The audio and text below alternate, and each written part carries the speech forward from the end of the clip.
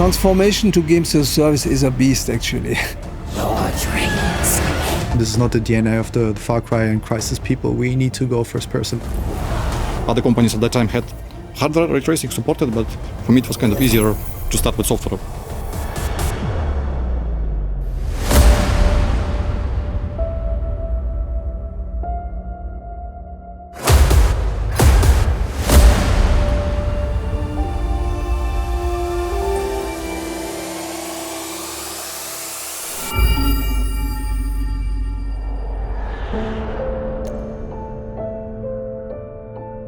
After Crysis 3, we had a period where we explored different areas because we were like in between projects. So the team in Frankfurt was doing the first steps with virtual realities. And while we were doing this, another studio was working on a project called Hunt, Horrors of the Gilded Age, that was done in Austin. And it basically arrived on our desks at one point. So we were tasked to continue the journey. It was designed to be a third-person game, and we tried to kind of create the game in favor of this. But very soon we have realized that this is not the DNA of the team. This is not the DNA of the Far Cry and Crysis people. We did some playtests before someone made the final call to do a full reboot. It was a hard decision because it meant a lot of rework, like tools, investment, and system building, to turn this into a first-person shooter again. Because that's where we could really shine from our experience level and make that like a really awesome, cool first-person experience. And also the way how the levels have been created, tile-based, procedural generated system, to something that is way more fitting to our skill set, crafting unique gameplay spaces that have landmarks, to be in charge of, leading and all these aspects rather than generating something. That was, I think, the pivotal change that kind of set Hunt in motion to become Hunt Showdown, because by going into a first-person mindset, you also have different priorities all of a sudden. And that just influenced like our approach to weapons. Like all of a sudden you see the reloads, and then that was a consequence of saying like, we want more of these clunky weapons because we can really show interesting reload mechanisms. When you build a new IP, you need to find the fun. You need to understand what the game is. You can't just, make more of the same. And with Hunt, we started from scratch. Our game director, Magnus, had a pretty clear vision of what the game should be like, and we tried to turn it into reality. So we need to come up with a concept, with a core loop, which is unique. Hunt Showdown is being used a lot as a reference in the extraction shooter category. So everybody's analyzing it. When somebody else make a game in extraction shooter category, they use Hunt Showdown basically as a reference, and which also a good reflection of what the team has achieved. Hunt did require us to change mindset, because in the way we were developing previously box products, we would have an end goal and maybe a patch after, right? And then we would be done and dusted with the development. With Hunt, the most important thing we kept telling the team is this is not a sprint but a marathon. Transformation to games as a service is a beast, actually. It sounds really simple. Yeah, it's 5-6 years in, we're still learning. Many of the designs that we originally had in mind for how the first couple of months after release should go were completely changed based on the reception and what people really like. And it was important through early access to give us this feedback that we could challenge our own vision and adapt it to reality and what the players really wanted. The good thing is, about that live product, that you can learn from the community, or that you can collect feedback, that you can analyze what was good, what was bad, and not just, from gut feeling, right? You can also base all the decisions on data. It was cool to make a game together with the community. That was something that was quite rewarding, because you get immediate feedback, and you can put the feedback in fairly soon. You don't have to wait for yet another game to fix the problems that you have created. I joined when Hunt was released, when we were on live stream at the previous office, and we had this big screen and everybody was counting down for it to start from 10 to 0. That was my first big moment here. That continuous loop of feedback, prioritizing and developing and putting out as an update has been the challenge, because we had to think different. It wasn't just our product anymore, it was the community's product alongside. Since I've been here, I got to appreciate games more in general because you know how much work there is behind it. It's always easy to complain about something that you're missing in the game or that you think could just be implemented like that. It's not the case, but if you're not behind the scenes, you don't even know about this. So it's always nice to see the results of all the hard work that's being done here. The beauty of it is you can fix problems, but most importantly, to be able to directly interact with the community, to get the feedback firsthand and also take action immediately. As you actually start to play the game and you have a bit of routine playing the game, and I'm playing Hunt myself, I'm a passionate Hunt player with 2,000 hours in now, and the feedback is what makes the game better in the end. You just have to listen and act, and I think in Hunt we did a pretty good job so far. Hunt was a bit of a healing project also internally. Like, it allowed us to kind of refocus again as a team, kind of grow together. We had like people from the VR teams, people from Rise, people from Crysis all coming together, forming a new team and rallying behind this project, because we had kind of a bit of a problem as a company in the years before that. So we were kind of consolidating a little bit. Actually, I was very scared of the project because I've never done anything horror-ish before. But it was good that it was a challenge, and I was scared because I could overcome the anxiety or whatever this was, or the nervosity, and just dive in and try to work it out and make it happen and find something that is cool for the game, cool for me, cool for the studios. The core of it is exactly what we wanted it. So that means everything we just defined through the core gameplay loop, like how you go into the world, the unknown you have, how you move to the objective, the chance of encountering things on the way you have to keep track of the noise you make, and building this kind of map in your head of what this particular session, like, oh, we heard some shots in the northeast, oh, we just triggered some birds, someone might have heard that, maybe we should detour a little bit. Like, these type of considerations, they're very much alive in the current product, and that is exactly what we want to create as an experience. But then again, crafting systems or other ideas like very specialized mechanics, they never made it into the game, but also that is perfectly fine. We don't need them in the game. The game has moved on. The moment you release it, it's no longer your game, right? It's one of those cheesy things to say, but it is true. Like, the moment something is out in the wild and you get players to play it and feedback on what you did, it ultimately changes the course of what it should be. I'm finding things in my own compounds I haven't even thought of. Like, there is a lot of bits and pieces in a compound that you don't necessarily design. They just are happy accidents. Level design is, to a degree anyway, a bit of, what's the word? Professional guessing. You assume this might work and that might be good for the compound, but Hunt, because it has this 360 nature, you have no idea where players come from. You have no idea where they're gonna engage. There's a higher chance for people being in the boss pit and people being in the site building, and that there's good combat lines with that. For sure, that's what we try to make very well. But there are so many different angles Hunt has. You play a level every time differently.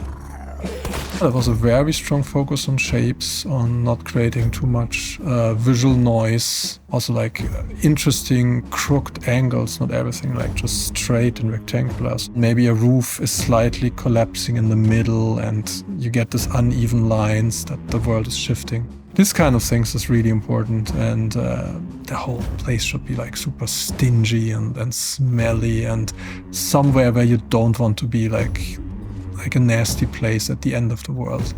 Hunt has a twist, of course. It's a corrupted world. It's not a beautiful paradise as Crysis was, but they still have a lot in common, even though Hunt, of course, is much darker in tone. If you look at the sunset in the bayou, it looks as beautiful as sunset on a tropical island, I would say. If you leave the zombies out, of course. I mean, we had a very strong and clear direction from the beginning with Hunt about sort of the things we would and wouldn't say, things we'd leave mysterious and maybe explain. And we leaned more towards keeping things mysterious. That's always much, much scarier.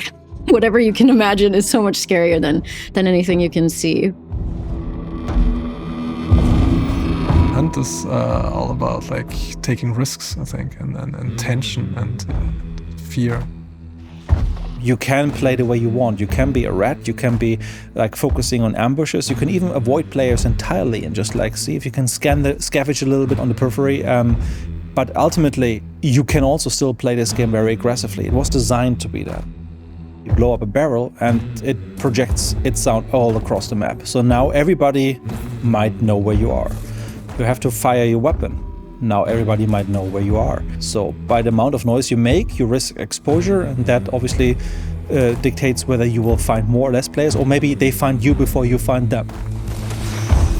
What is really the most remarkable in Hunt is the thrill of survival, right? The PvP moments, when you get into a situation where you feel like, damn, I don't know how to master them, but you master it, right? You feel great. And the surroundings just there. You don't even look at all the trees and all the times of days that game supports in that moment. I might get this moment where I just drive fire expecting a shot, nothing happens. And now that sets the panic emotion because I need to fix this problem right now. Reload key. And while this is super cumbersome in a regular shooter, we actually celebrated that because we want you to experience that moment of weakness, of feeling fragile, that you have to overcome. The world in which Hunt Showdown is set, you basically, from a weapon technology, you're 1 foot in the Wild West, and with the other foot you're in the Industrial Age. Being able to manage these weapons, these kind of intentionally kind of clunky weapons of the era, and being efficient in them became one of the corner pieces of Hunt's arsenal and also gunplay design.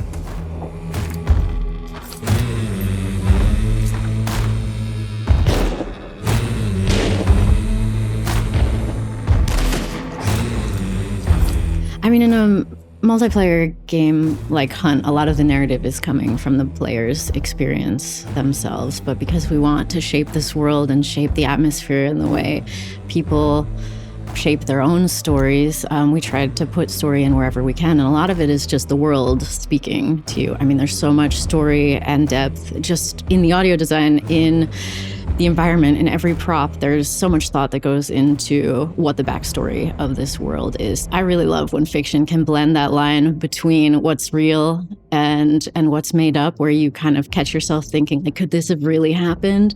And we just didn't know about it because they covered it up so well. I love playing around with that, and that was a big focus of the early narrative of Hunt. We started digging into an older vintage illustration look. And I made a bunch of tarot cards, and then, okay, we not only need tarot cards, we need like definite descriptions of gameplay elements like the traits. And from that point on, I really went down the rabbit hole, and it was so fun because I didn't even know what's inside my mind, what I can pull out and make into a crazy little imagery. And this whole world in my mind even became bigger and more surreal and abstract and twisted. Our audio director at the time, Flo, had started writing the humming theme that everybody gets stuck in their head all the time now. And Flo came by the narrative department and was like, wouldn't it be funny if this had lyrics? We could just, put them on a piece of paper and leave it somewhere in the world as like an Easter egg. But I heard him say that and was like, oh, and I wrote the melody and the lyrics that would go on that song, like on my bike on the way home from the office that evening. So the next day I brought that back in and was like, I wrote the lyrics, but there's a melody too. How about I sing it for you guys? And so I sang it for Flo and Jonas, and we recorded it, and that is the theme song that everybody knows. For me, also, the music was such a great way to get more Hunt stories out in the world, because the way we did the narrative with the unlock system, it's kind of hidden. You're not necessarily getting it up front in your face. You have to do a lot of work to get to it. But writing these songs and releasing them outside of the game was a way that I could sneak more Hunt stories into the world. The game is all about the sound and the atmosphere, and having that band to bring alive the lore as well is amazing. And also it also provides us another way of getting people into the game as well. It's a unique experience that is reserved for Hunt, because not many other games, especially shooters I would say, have such a big focus on the musical aspect. Because whenever we release a new event or a new update, we do have new soundtracks that really fit into the world and the theme of Hunt Showdown. It's a very good meta experience within Hunt, actually. And from the beginning, we're supportive to it. And having Port Sulphur Band also be an actual band that performs shows and stuff, I think it's a really great thing for fans to engage with as well. They have released 3 digital albums, 2 vinyls album, scored 61 and 63 in German album charts. I think 40 tracks we have released and 64 million streams plus from this. This is massive actually for organic development. I'm very proud of Port Sulphur Band. We experimented with some different art styles for the Port Sulphur Band album covers, and then when we started connecting songs to the events, we started working very closely together with Ina Kuth, who does all the trait illustrations and other artwork in the game, and we really found the perfect sort of like dark Hunt art style for these covers. I think they just needed a graphic, and I was there and available, and I was like, I'm gonna do it because I love the music they do, and I love the musicians behind and everything they come up with. That was just a nice match. We inspire each other, and that's the most perfect thing you can have in the workplaces. And then we also have an amazing artist, Dimitro, who turns those covers into motion graphics. And it's just, I mean, it's such an honor to work with all of these people and get to collaborate with them every day. It's incredibly inspiring. This is very close to what I would make a game if I had full freedom to do it. But just a great thing, I had full freedom to do it. Like the company has empowered our team, like Magnus, Sven, Netto, there's so many more. It's like hundreds of people working on this. And even though it took a bit of time before it could actually settle down and find its place, I think it did so with a very strong impact. And I'm immensely proud and also very grateful of having had the chance to kind of build something that I feel from my heart is like the next thing that the industry wants, and seeing people actually really appreciate it.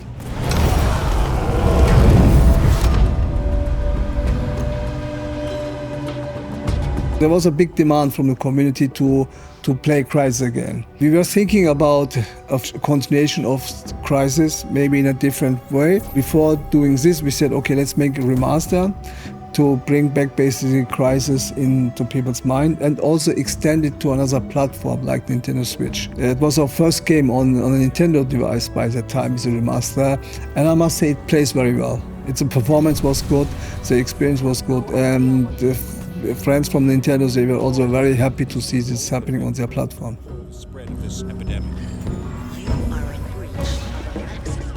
So officially I started Crytek when I was 18, so I started in 2007 and I started in the beta phase of Crysis 1 as a QA tester. I know every piece of Crysis, I know every part of every level, every texture I would say. Yeah, so Crysis is still special for me and will be, I think Crysis is just my DNA. There is something cool about going back to those old games, especially Crysis 1. You know, it was the first game that I worked on here at Crytek. It was like an intense time because I learned so much, and going back to those spaces was quite cool. And getting the chance to improve it was cool too. So working together with other people to kind of figure out how we can elevate the look of the game that is considered to be like a timeless beauty and kind of make it shine even more on current hardware with current technology. I mean, the visuals are known for Crysis. Of course, we are all aware of the Cannon Run Crysis meme. That was also the reason why we added a new graphic mode for Crysis 1, Cannon Run Crysis. Now also the console players were able to play the game with solid 60 FPS and also with good graphics, and I think that was also very good for them. In Crytek, we started with ray tracing through software way, basically. Other companies at that time had hardware ray tracing supported, but for me it was kind of easier to start with software. You just write a shader pretty much, and that's it. We have ray tracing. Yeah, so we have our new ray tracing technology to bring into Crysis Remastered 1 on the consoles. Yeah, I think in remasters, let's say at least in Crysis 2 and in some locations of Crysis 3, it's pretty good examples of how ray tracing can be used for specular reflections. So for diffuse GI, we still used kind of sloggy classical voxel tracing. But yes, we were the first one on PlayStation 4 and Xbox One to bring ray tracing. That was fun. There's the not so much fun part is to open up your old work files, I can't recommend that. You don't want to be confronted with this, but it was a positive experience, of course.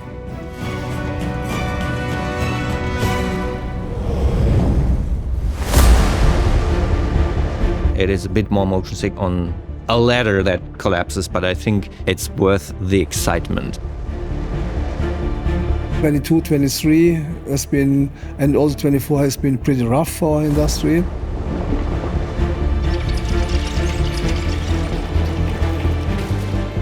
Updating foundation on existing house is not easy.